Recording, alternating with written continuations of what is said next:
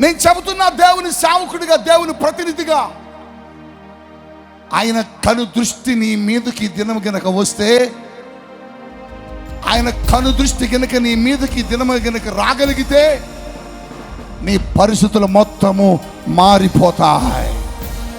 హల్లెలూయా, హల్లెలూయా.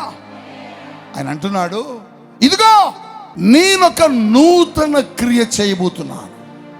అంటే నీ జీవితంలో దేవుడు ఒక క్రొత్త ప్రారంభాన్ని ఇవ్వబోతున్నాడు.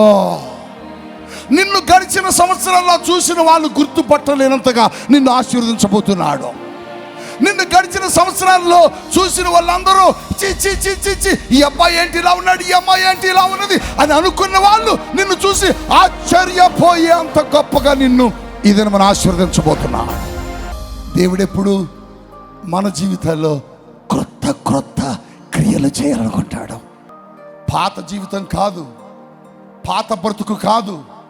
ఈరోజు అంటున్నాడు, నీ జీవితంలో ఒక క్రొత్త కార్యం చేయాలనుకుంటున్నాను.